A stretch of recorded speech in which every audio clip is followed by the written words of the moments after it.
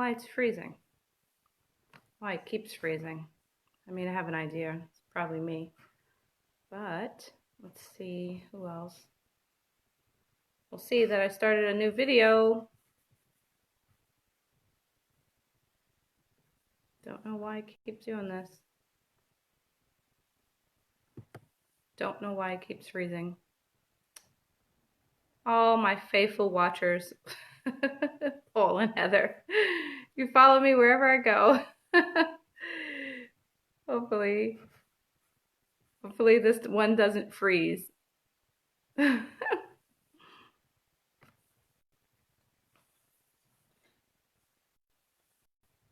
Okay, so let's get started before it freezes again. I don't know what is going on. I've got, thanks for the thumbs up.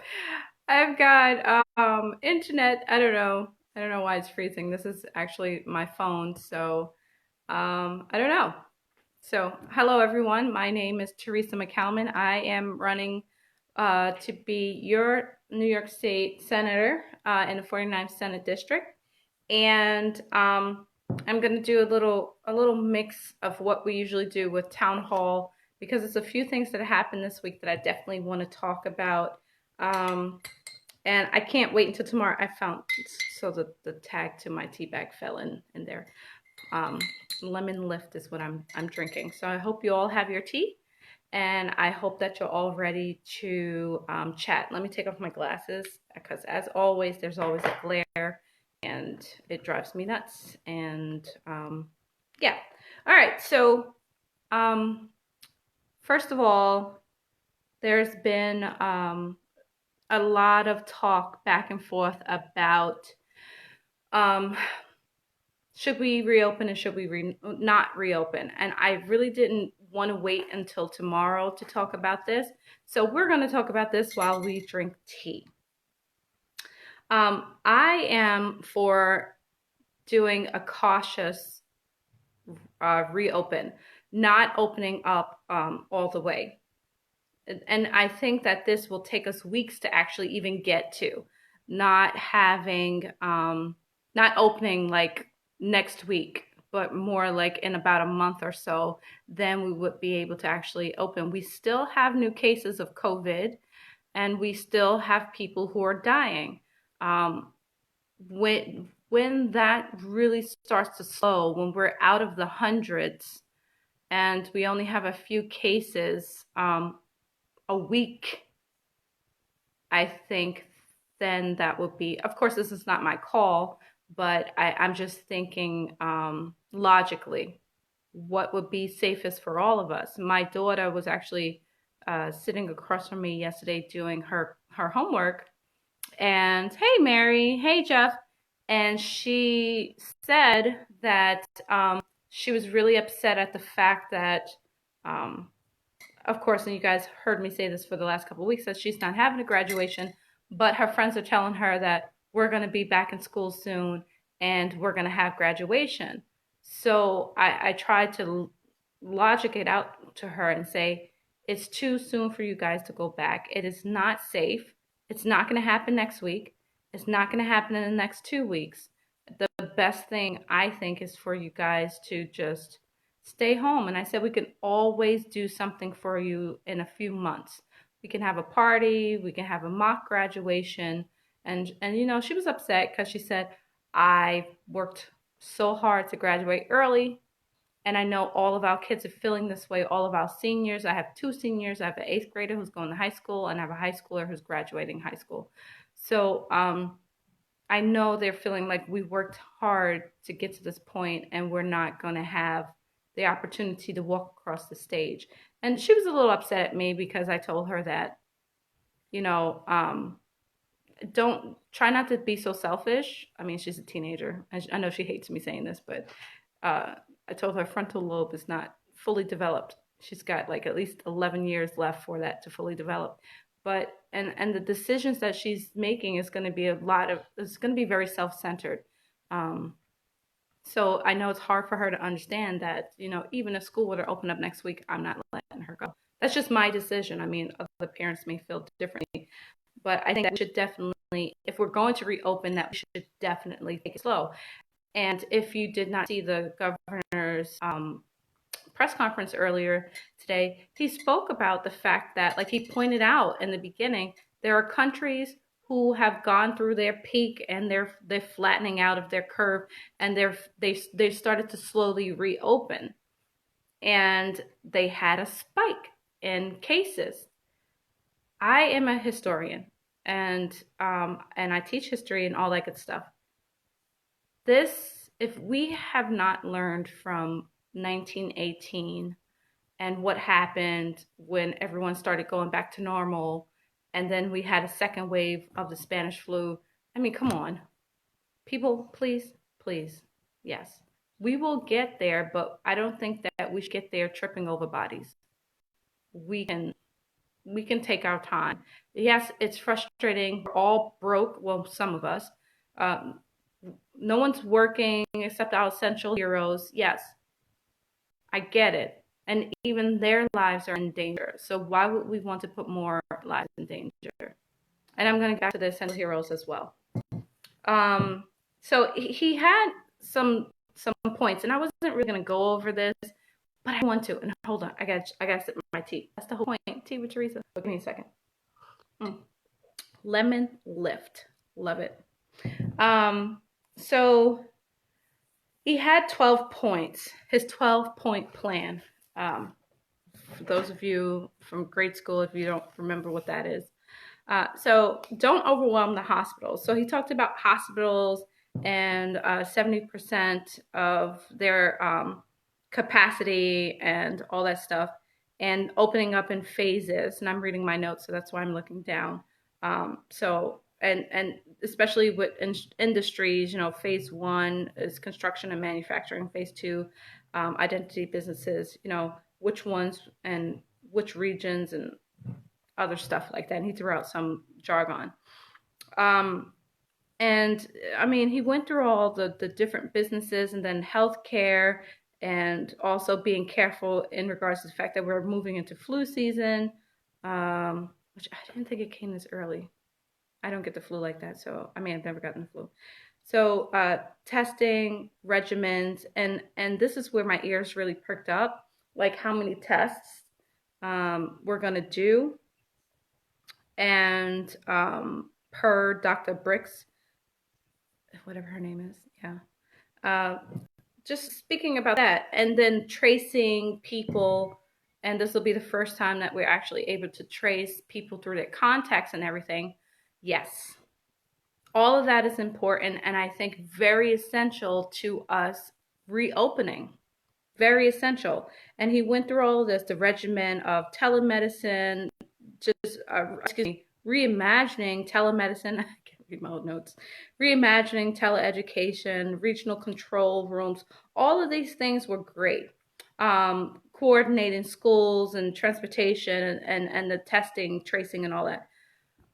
What I really want to hear, because he had a really in-depth plan for businesses, because my children are missing out on being in school, and they're stressed over the fact that they can't graduate. What exactly are we doing to make sure that our students get back into school in a safe manner? And like I said earlier, I don't think that we're going to be doing that in the next couple of weeks. I don't think that's going to be possible.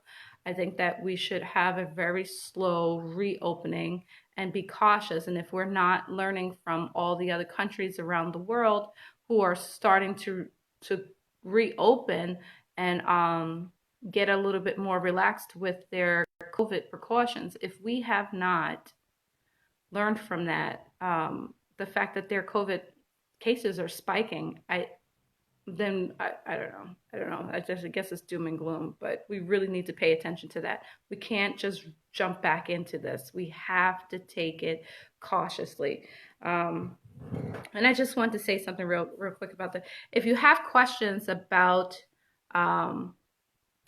reopening, or you want to make a statement or whatever, just put it in the comments, and I'll try my best to keep an eye on what you're saying there. And again, as always, every day we have our COVID-19 page that is updated with all the new COVID changes throughout our district. My team makes sure they do research every day, and we try to make sure that all the different parts of the 49th district is updated on their neck of the woods. So TheareseForSenate.com, TheareseForSenate.com, that is where you will find our COVID-19 page. And if you want to know more about my campaign, who I am, and why I'm doing this, you can definitely go and peruse that as well. So what I just got through talking about was the 12-point plan from the governor. Oh my gosh, my mouth almost said President Cuomo. Oh my gosh, that's a Freudian slip. Okay, so another thing, this is really, I don't really have a word for it because it's beyond frustrating and it's beyond enraging. This is how serious this is, at least for me. And those of you who know me, if I'm beyond that, I'm really trying my best to keep it English and make sure that you can understand what I'm saying. So the presidential primaries were taken off the ballot. They were canceled for New York State. This is a big deal on so many levels.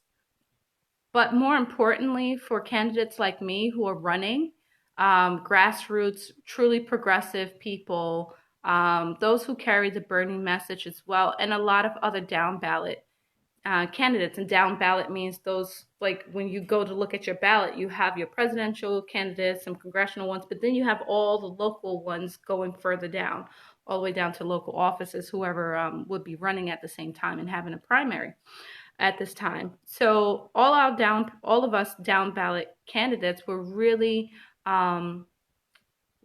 not really relying on, but really encouraged that the fact that the presidential primary is moved to June 23rd, when our primary is here in New York State, because that meant that more people would come out to vote. And then on top of that, we were all fighting for absentee ballots to be given out to all people so that we all have an opportunity to vote in a safe manner. And well, we've gotten our applications that will be sent. Everything's not really clear, and I mentioned this last week on exactly, how we'll be able to send those back, and if people will have the capacity to actually send back their ballots, their absentee ballots, and if a prepaid stamp envelope will be sent with the absentee ballot. We're not sure. We're all just trying to get all the ins and outs of that. But everyone will be getting an absentee application with a return envelope, which is great. That means more of us will be able to vote. But because the presidential election primary has been canceled, a lot of people are kind of